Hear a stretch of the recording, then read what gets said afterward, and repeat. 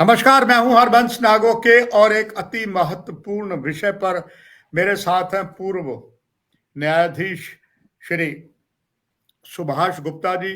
Sir, आपका बहुत बहुत धन्यवाद। आपको प्रार्थना की, आपने प्रार्थना स्वीकारी, चूंकि ये सब्जेक्ट आपका है। और एक कहावत भी है, जज साहब, जिसका काम उसी को साजे और करे तो डींगा बाजे। प्रजातंत्र के चौथे प्रहरी का यही दायित्व होता है कि जो शख्सियत नॉलेज रखते हैं उनसे नॉलेज लेके जनता को दी जाए। यही एक फोर्थ पिलर का काम है। Again thank you to you sir. लगातार जज साहब ये तो क्लियर हो चुका है कि पाकिस्तान के नापाक इरादे अभी भी जारी हैं और अब तो जम्मू डिवीजन में भी बहुत ज्यादा आ चुके हैं। इस बात को स्वयं ऑनरेबल केंद्रीय गृह मंत्री से लेकर राज्यपाल जी से लेकर डीजीपी ने भी माना है। और अब इनके समर्थक जो हैं, चूंकि कहा जाता है जज साहब, आप भली भांति जानते हैं, घर का भेदी लंका डावे, आप बहुत से लोग हैं, तभी तो आतंकवादी जो सीमा पार से आ रहे हैं वो सफल हो रहे हैं। और अब तो जम्मू डिवीजन में उन्होंने अपने पांव फैलाए हैं। पुलिस ने एक जैसा नया आज खबर आई है कि police to invoke enemy agent act against those aiding Pakistan terrorist. आपका स्वागत करते हुए दर्शकों को जानना चाहूंगा जज साहब, ये कानून क्या है, ये कैसे लगेगा और इसके परिणाम क्या होंगे? सर, ये कानून, आपका धन्यवाद है, आपने मुझे बुलाया आज जो बातचीत करने के लिए, और जो टॉपिक बड़ा इम्पोर्टेंट है और मैंने भी पढ़ा जो प्रिंट मीडिया में और इलेक्ट्रॉनिक मीडिया में। तो सर, ये जो जिसकी एक्ट की बात कर, ऑर्डिनेंस की बात कर रहे हैं, जिस कानून की ये बात कर रहे हैं, ये कानून 1948 एडी, ये महाराज का टाइम था उस वक्त। चाहे हमारा कॉन्स्टिट्यूशन उस वक्त तैयार ना हुआ था, तैयार नहीं था, उसके पहले ये जो उस वक्त की जो कॉन्स्टिट्यूशन एक्ट था, हमारा कॉन्स्टिट्यूशनल एक्ट था, ये कॉन्स्टिट्यूशन उस वक्त भी करती थी जो महाराजा के टाइम की थी, उस वक्त भी वर्क, उसके नीचे ये एक्ट बना था 2005 संवत में, और ये 1948। अभी मैं थोड़ा सा आपके दर्शकों के लिए, और जो पुलिस ऑफिसर, बहुत अच्छी बात की है, पहले बार किसी पुलिस ऑफिसर ने और डीजीपी की रैंक के ऑफिसर ने ये बात की है, कानून की बात की है, और एक्सप्लोर किया है कि हम कैसे ये जो सॉवरेंटी, इंटेग्रिटी और यूनिटी ऑफ इंडिया के, जिसके बारे में बात जरूर है करना, और जो एक्टिविटी आपने कहा, जो टेररिस्ट एक्टिविटी है, मिलिटेंसी है, और जो हमारा दुश्मन, हमारा पड़ोसी है, उसके एजेंट यहाँ पे बैठे हुए हैं, बिल्कुल एजेंट के बारे में ही बात की है। ये दो the enemy agent ordinance 2005 1948 AD, वो संबद्ध है, ये तब का कानून था। उस वक्त क्या सिचुएशन थी, थोड़ा सा मैं टाइम लूंगा, थोड़ा सा क्लियर कर दूंगा कि ये जिस कानून को लागू करने के लिए, जिसकी मदद से ये जो हमारे देश के दुश्मन हैं, जो अंदर के गद्दार हैं, जो ऐसे आपने कहा घर का बेदी लंका डाए, लेकिन ये जो ये एक्ट है, इसका प्रियम्बल होता है कि क्यों बनाया जा रहा है, इसका ऑब्जर्व क्या है। आपको पता है कि जो हमारा जम्मू कश्मीर में रेडर्स आए थे, पख्तून, जो उस वक्त के पीओके में मुजफ्फराबाद, बारामूला लूटते और कश्मीर तक आए थे, जब हमारी फोर्सेस जब तक नहीं पहुंची थी, और जो हिंदुस्तान, जो इंडिया का जो असेशन आप कह दो, अभी तो मर्जर हो गया है आर्टिकल 370 में जो चेंजेस आई हैं, तो अभी तो जो आप कह सकते हो मर्जर और इंटेग्रेट हो चुका है। उस वक्त ये फौजें भेजने की बात आई, जब ये रेडर्स आए, तो उस वक्त फौजें, तो आपको पता है ये इंस्ट्रूमेंट ऑफ असेशन लगा, वो उस वक्त ये वाला कानून बना, क्योंकि ये जो एक्टिविटी थी, जो देश दुश्मन थे, जो देश के बाहर से थे रेडर्स, और जो अंदर के लोग थे जो इनमें इन्वॉल्व थे। मैं थोड़ा सा डेफिनेशन पढ़ दूंगा बहुत, कि ये क्यों बनाया था। इन्होंने कहा, whereas an emergency has arisen as a result of beating attack by outside raiders with and enemies of the state, तो जो लोग आए थे इन्होंने ये वाला कानून ऑर्डिनेंस जब बनता है इमरजेंसी हो, जब लेजिस्लेचर ऑपरेशन में ना हो, लेजिस्लेटिव असेंबली ना हो, तो उस वक्त ये ऑर्डिनेंस बना। तो बनाया क्यों, आगे देखिए, ये उनको रोकने के लिए। तो ये जो इसमें सेक्शन 5 है उसके तहत बनाया है। मैं मेन पे आ जाता हूं कि ये जी एनिमल देश दुश्मन कौन है। देश दुश्मनी जहां पे स्टेट का दुश्मन लिखा है, अभी यूनिट टेरिटरी का दुश्मन, ये अमेंडमेंट हो चुकी है J&K रीऑर्गेनाइजेशन एक्ट। जहां हमारी स्टेट गवर्नमेंट थी वहां अब लफ्ज यूनियन यूटी आ टेरिटरी गई, डाल बिल्कुल दिया है। तो बिल्कुल। अभी मैं बोलूंगा एनिमी कौन है। एनिमल मीन्स, ये डेफिनेशन है जिसकी बात जी कर रहे हैं कि ये किस पे हम लागू कर सकते हैं, ये वाला कानून। जी Animal means and includes any person directly or indirectly participating or assisting in campaign recently undertaken। देखिए लफ्ज क्या है, recently undertaken मीन जो 1948 1947 में जो रेडर आए थे अक्टूबर में, या उसके बाद आते रहे, ये उस वक्त का एक्ट है और इमरजेंसी में बनाया गया है। अभी इसका क्या है आगे, लेकिन एक है from the outside in subverting the government. ये क्या कर रहे हैं कि इसको जो हमारा है ध्वंस करना चाहता है हमारी स्टेट गवर्नमेंट को, जो गवर्नमेंट हमारी जम्मू कश्मीर की थी उस वक्त, उसको ध्वंस। लेकिन ये रिसेंटली ये बनाया गया था इमरजेंसी में। तो आगे क्या है, ये एनिमी है। एनिमी एजेंट की भी बात की गई है। एनिमी एजेंट कौन है, means a person not operating as a member of enemy armed force। मतलब कि आर्म्ड फोर्स का रेगुलर नहीं हो सकता, क्योंकि रेगुलर के लिए वो आपका अलग, के नीचे जी अलग कानून है। जी who's employed or by or works for or acts in instruction of received from enemy। तो जहां एनिमल को है, जो वो एनिमल वो समझा जाएगा जो हमारे सिस्टम को, जो हमारी गवर्नमेंट को है। लेकिन एनिमल जो रेडर्स हैं, जो एनिमल, हाँ इसकी डेफिनेशन को एक्सपैंड करना पड़ेगा। जैसे आगे आप इसमें है पेनल्टी है और डेथ सेंटेंस तक है।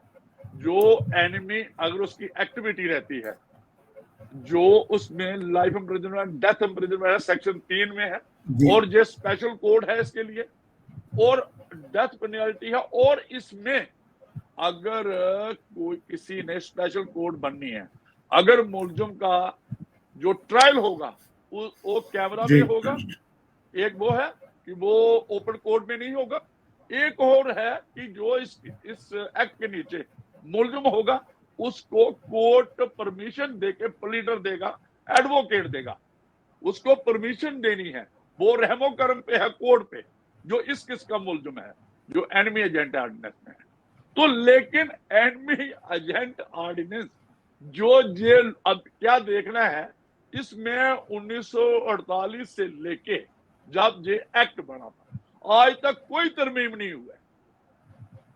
सिर्फ तरमीम जैसा मैं यहाँ थोड़ा सा आपको क्षमा चाहूंगा, रोकना चाहूंगा। क्या ये हमारे देश का दुर्भाग्य नहीं है कि अंग्रेज चले गए, कहते हैं अक्सर ये कहा जाता है जज साहब, अंग्रेज चले गए औलाद छोड़ गए। ऑनरेबल जज साहब, बात यह है कि हम इतनी देर से पुलिस का कानून वही बाबा आदम के जमाने का बना हुआ, हम उसको बदल नहीं पाए।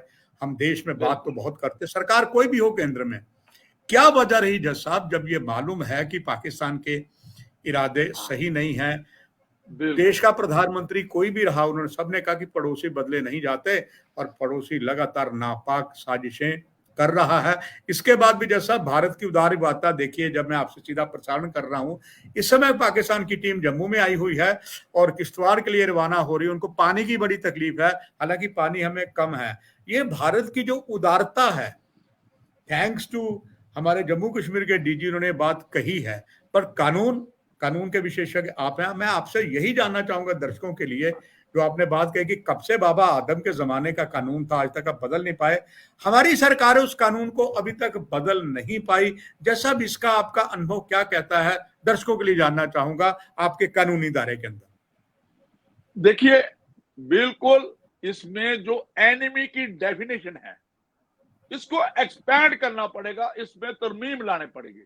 जैसे हमारा unlawful activity act, prevention act था 1967 जज में बनाया जी, गया था, और बिल्कुल उसमें 8 आज तक तरमीमें हो चुकी हैं, अमेंडमेंट हो चुकी जी। है। अच्छा, उसमें 8, वाह 8 का भी है, मतलब जो हमारा जी यूएपीए में है। टेररिस्ट एक्ट जी जो उसमें नहीं था, अनलॉफुल एक्टिविटी थी। टेररिस्ट एक्ट भी था लेकिन उसको अमेंड करके बड़ा वीक था उसको, इसलिए जे वाला जो कानून है, जे वाला जो कानून है, इसमें बिल्कुल लागू कर सकता और बड़ा इफेक्टिव है।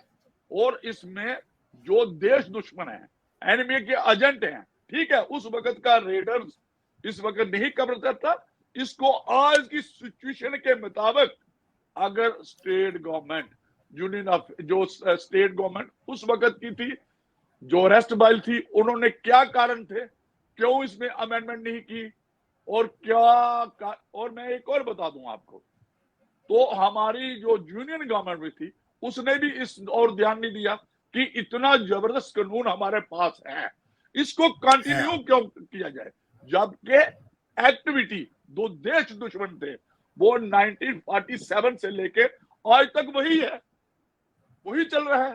और ये कानून इतना इफेक्टिव है, ये जो इसको थोड़ी सी तरमीम करनी चाहिए। जो रिसेंटली वर्ड आया है कि उस वक्त के जो हालात थे, इमरजेंसी में ये बनाया गया, इसको ही थोड़ी तरमीम की जाए, जैसे हमने यूएपीए में किया, अनलॉफुल एक्टिविटी प्रिवेंशन एक्ट में किया।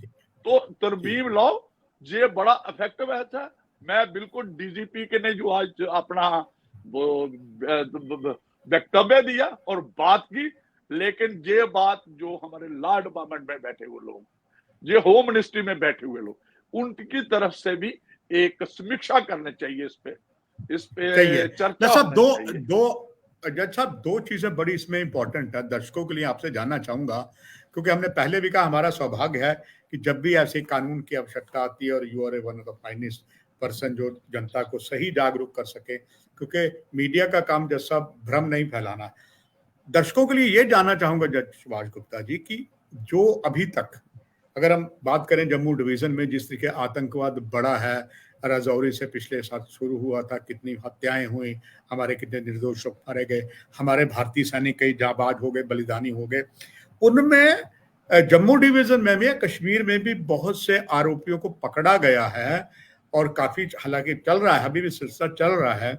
अगर जैसा इसमें कोई प्रूफ हो जाता है तो क्या उस पर ये जो एक्ट है वो लगेगा, कब तक लगेगा, ये जानना चाहूंगा। और दूसरा जैसा एक चीज बहुत और इम्पोर्टेंट है, आपको याद होगा एक बड़ा यहाँ मशहूर जज साहब सांबा स्पाइंग केस हुआ था, जो कहते हैं देश का सबसे बड़ा जासूसी कांड था, आप तो भली भांति परिचित हैं जज साहब। उस वक्त में कि कई जो अपराधी थे, मतलब हमारी पूरी सुरक्षा तंत्र को उन्होंने हिला के रख दिया था, हमारे कई भारतीय सैनिक थे और उसमें काफी जम्मू कश्मीर में भी थे, अब तो कुछ रहे नहीं। मगर जज साहब अगर ऐसा जब कानून था, अगर उस वक्त ये कानून लगा होता तो उस वक्त जो देशद्रोह जो किया है उनको तगड़ी सजा मिलती है और सजाए मौत तक प्रावधान है। तो कह सकते हैं जैसा कैसे पत्रकार के नाते मैं कह सकता हूं, जब जागो तभी सवेरा। और ये कानून अगर लगता है, डीजीपी ने बड़ा अच्छा आरएसवाई ने काम किया, मगर उन्होंने ये भी कहा है इसके लिए वो कानूनी जो उनके अधिकारी होते हैं उसे कंसल्ट करना पड़ेगा। आपका अनुभव दर्शकों को। तो जो आपने कहा सांबा स्पाइंग केस, और उसमें बड़े हाई रैंक के ऑफिसर इन्वॉल्व थे, तो मुझे ये बताइए आज तक एनिमी एजेंट ऑर्डिनेंस के नीचे कितनी एफआईआर लगी, क्यों नहीं लगाई, जो आपकी बात है, जबकि ये जो एक्ट है, ऑर्डिनेंस है, कानून है, ये आज तक लागू है। इन्होंने एक और मजेदार आपको बता दूं, जे&के रीऑर्गेनाइजेशन एक्ट में इसको जे स्टेट का ऑर्डिनेंस था, स्टेट ऑर्डिनेंस को कंटिन्यू किया गया है। ये जो जे&के रीऑर्गेनाइजेशन एक्ट में कुछ आपको, ये मैंने पहले भी बात की है आपसे, 3 किस्म के थे जो सेंट्रल एक्ट आए, कुछ स्टेट के कैरी किए और स्टेट के कुछ जो रेस्ट वाइल स्टेट के थे और रिपील किए। लेकिन ये फॉर्चुनेटली ये ऑर्डिनेंस ये अभी भी लागू है। इसमें तरमीम जो इसमें नोटिफिकेशन हो चुकी है कि ये जो ऑर्डिनेंस है 1948 का, जो 2050 संबत का, ये अभी तक लागू है। लेकिन बात जो है कि अभी देखो इसमें एफआईआर क्यों नहीं, क्योंकि ये अगर देखा जाए इसको वर्चुअली, ये रिडंडेंट है, ये फंक्शनल है ही नहीं, क्योंकि ये बात करता है उस वक्त की रेडर्स की, जो इमरजेंसी में जो एनिमी एजेंट की जो डेफिनेशन है, जो एनिमी की डेफिनेशन है, वो उसमें तरमीम लाने पड़ेगी। सवेन साहब लॉ ऑफिसर, पुलिस के लॉ, जिसमें लॉ डिपार्टमेंट को और इसमें काफी लोगों को इन्वॉल्व करना पड़ेगा, सोचना पड़ेगा, समझना पड़ेगा इस एक्ट के, इस कानून की। अच्छा, ये एक और मैं बता दूं, इसी रिलेटेड एक कानून जो एक और इमको है, इग्रेस मूवमेंट कंट्रोल एक्ट है, बिल्कुल सेम है, उसी वक्त बनाया गया, उसका लागू, उसकी एफआईआर लगती है। पिछले दिनों टंगदार के में एक एफआईआर लगी, वो क्या था, मसला क्या था, जो पाकिस्तान में गए थे, इन्होंने पाकिस्तान वर्ड यूज किया है, जो जम्मू कश्मीर के टेररिस्ट एक टाइम पे जो आप कहते थे पिंडी पिंडी, चलो भाई वहां जाके ट्रेनिंग कह लो, जो कुछ भी कह दो, लेते थे। बिल्कुल वो लोग नेपाल के रास्ते वापस आए और अपनी शादी की हुए बच्चे लेके आए। बिल्कुल में जज था, मेरे पास भी ऐसे केस आए। तो उमर अब्दुल्ला की सरकार थी तब, बिल्कुल जी जज साहब, उमर अब्दुल्ला की सरकार थी जी, जी। तो उसमें एक ऐसा ही केस टंगदार की कोर्ट में आया है पिछले सालों में। तो जज साहब जो हाई कोर्ट ने, मैं उसके थोड़ा सा दे दूंगा, तो जज साहब ने रेफरेंस किया कि ये जो कानून है इमको वाला, वो भी सिमिलर है जो एनिमी एजेंट ऑर्डिनेंस एक्ट, जो ऑर्डिनेंस है, तो उसी के सिर में है वो इमको है। तो उसमें उन्होंने धारा लगाई थी कि इन्होंने, तो जज साहब ने क्या किया, मैजिस्ट्रेट ने क्या किया, हाई कोर्ट को रेफर कर दिया कि यार ये तो सर, ये जो कानून है ये रिडंडेंट हो चुका है, ये खत्म है, इसकी एप्लीकेबिलिटी नहीं है। और ये कॉन्स्टिट्यूशन जब आ गई हमारी जम्मू कश्मीर में, उन्होंने एक कानूनी पॉइंट हाई कोर्ट के पास भेजा, तो हमारे जस्टिस संजय दिर साहब ने उस रेफरेंस को फैसला किया। उन्होंने कहा ऐसा कुछ नहीं है, वो जो कानून बनाया गया था, जो जे वाला कानून है, और इस कानून का भी रेफरेंस दिया उन्होंने, तो जे अभी भी लागू है, जे इसको प्रोटेक्ट किया गया है, प्रिजर्व किया गया है, सेव किया गया है, और जे लागू है। उन्होंने कहा इसकी वैलिडिटी उसकी एमको की चल रही है। एक बड़ा इंटरेस्टिंग केस बराबर है, जे लागू है।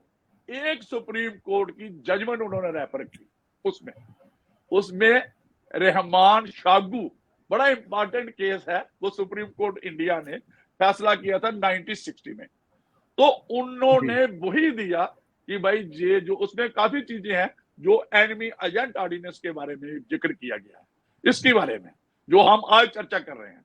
और एक हर्षदेव सिंह ने जम्मू कश्मीर, एक जो हमारे यहाँ पे एमएलए थे, मंत्री भी रहे, और जो पैंथर्स पार्टी के लीडर भी थे, लॉ ग्रेजुएट, मुझे लगता है बेस्ट लेजिस्लेटर भी अवार्ड मिला। बिल्कुल सर, मुझे लगता है वही होंगे। उनका एक मैंने देखा, उसका भी रेफरेंस आया, उन्होंने किया था अनसेंशनल मेंटेनेंस सर्विस पे एक कोई चैलेंज किया था। उन्होंने कहा कि ये जो ऑर्डिनेंस बना है ये रिडंडेंट है, इसको रिपील हुआ, ये इनइफेक्टिव है, इसको क्यों गवर्नमेंट ऑफ इंडिया लागू करेगी।